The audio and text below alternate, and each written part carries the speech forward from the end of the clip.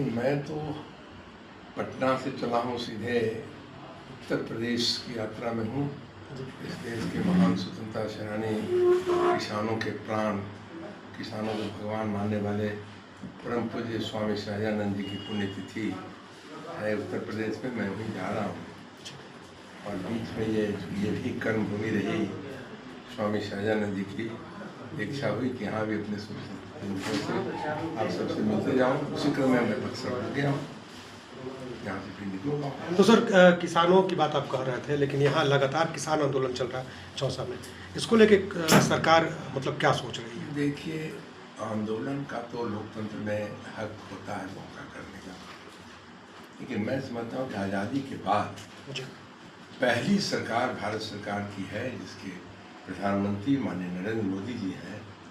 उन्होंने जो किया है किसानों के लिए, किसान खुशहाल हो, किसान की आमदनी दुगनी हो, इसका लगातार प्रयास और कई तरह की योजनाएं प्रधानमंत्री जी ने शुरू किया किसानों के लिए। इसका लाभ सीधे किसानों को मिल रहा है। अब छोटी सी बात करें, उन्हें किसान सम्मान योजना दिया साल में।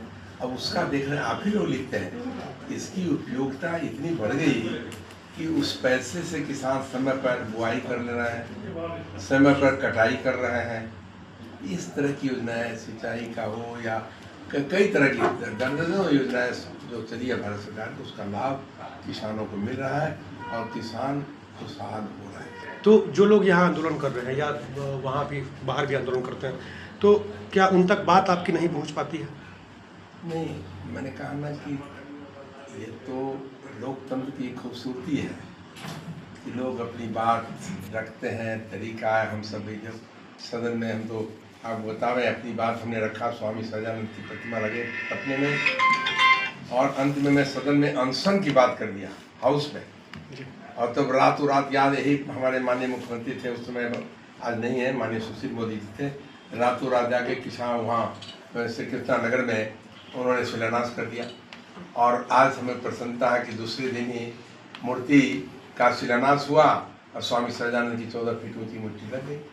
हमने खुद आंदोलन किया था, हमने अनशन की अल्टीमेटम दे दिया, सदन में हो गया। ये तो लोकतंत्र, यही है खूबसूरती लोकतंत्र। इसलिए होना चाहिए, कोई सरकार करेगी तो निश्चित रूप से नियम कानून से हर चीज़ होता है, लेकिन उसकी प्रायोरिटी जरूर हो जाती है लोगों के ध्यान आकृष्ट करने पर। ये तो वही हुआ। सर, आपने कहा कि आपकी कर्मभूमि रही है बक्सर, और बक्सर के पूर्व सांसद जो है, निवर्तमान सांसद अश्विनी चौबे जी, या और भी जो लोग जब तक सत्ता आपके पास रही है, कहा जाता है कि वो विकास नहीं हो पाया जिसकी दरकार थी यहाँ पे। देखिए, विकास का तो पैरामीटर बहुत है। हमारे माननीय अश्विनी चौबे जी पार्लियामेंट में रहे, मंत्री रहे, और उन्होंने प्रयास जरूर किया कि इस बक्सर का विकास हो।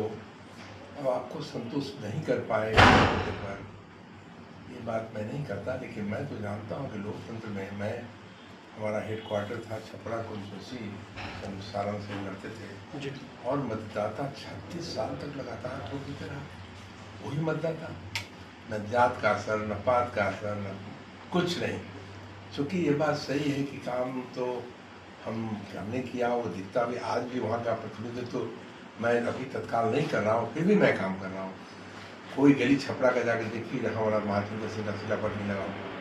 यूनिवर्सिटी को मैंने बसा दिया, जेपी यूनिवर्सिटी को 242 एकड़ भूमि अधिग्रहण करवा दिया और बिल्डिंग बनी, उसमें हमारी भूमिका रही, सब जानता है वहाँ। और यूनिवर्सिटी को कैसे कैसे क्या किया, और शहर में जो किया, तो वो तो दिखने लगता है। लेकिन अन्य जगहों पे पूरी कंस्टिट्यूंसी में किया, अश्विनी चौबे जी काम किया है, वो किस एंगल से और लोग देखते हैं या वो देखते हैं, लेकिन काम हुआ है। कई टर्म से उनको लोगों ने मदद किया, और भारतीय जनता पार्टी के वो बड़ी प्रभावी और बड़ी नेता हैं।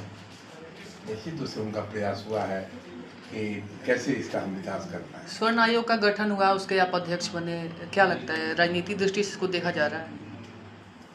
देखिए, सवर्ण आयोग तो बना है दलित का भी, पिछड़ा का भी, अति पिछड़ा का भी, और सवर्ण आयोग भी बना है जिसको नए ढंग से लोग देख रहे हैं। मैंने चर्चा किया कि इसको कोई चुनाव से लेना देना नहीं है।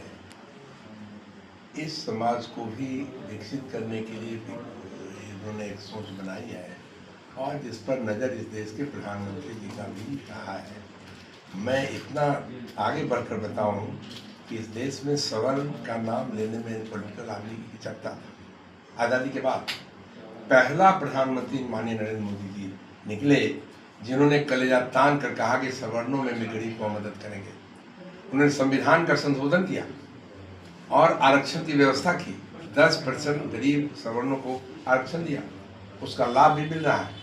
अब ये आयोग ये भी देखेगा कि उस लाभ में कितने लोग प्रभावित हुए, कितने लोग गरीबी रेखा से ऊपर आए, ये सब भी हम लोग देखेंगे, करेंगे। अच्छा, जिस तरह से कांग्रेस लगातार कह रही है कि 10% से ज़्यादा आबादी नहीं होगी सवर्णों की और वो बहुजनों का हक मारते हैं, तो आपको नहीं लगता है कि बहुत सारे सवर्ण भी ऐसे हैं जिनको ज़रूरत है और उनकी ज़रूरतें नहीं पूरी हो पाती हैं, या फिर वो निर्धन है, गरीब है, जो आप बता रहे थे? निर्धन गरीब तो मैंने कहा ही, इस समाज में, सवर्ण समाज में दोनों पैरामीटर सामने है जी। एक बहुत धन संपत्ति वाले भी लोग हैं, बहुत लिमिटेड लोग कहते हैं कि बहुत धनाढ़ है, और ऐसे भी हैं नीचे स्तर में जो हमारी आबादी है और आबादी ज़्यादा है। 49% सवर्ण समाज गरीबी रेखा से नीचे है। दोनों टाइम को भोजन में कठिनाई हो रही है और 90-91% सवर्ण में ऐसे हैं जिनको कोई सवारी नहीं है। ये गैप है, जिनके पास 10 गाड़ियाँ भी हैं, बहुत विशाल मकान है, सब कुछ है, तो इसी समाज में ये भी है। निश्चित रूप से आयोग इन तमाम मुद्दों पर विचार करेगी। हम लोग बैठेंगे, इस पर विचार करेंगे कैसे इसका हम क्या रास्ता निकाल सकते हैं, तो इस पर निर्णय भी होगा। माननीय मुख्यमंत्री तक बातें सवर्णों के हित में भी अच्छे फैसले होंगे, बहुत काम में बहुत अच्छे फैसले और उपयोगी फैसले, काम के फैसले होंगे, जो दिखेगा समाज को कि सवर्ण आयोग ने क्या फैसला किया, और एप्रिसिएशन होगा पूरे राज्य में और देश में।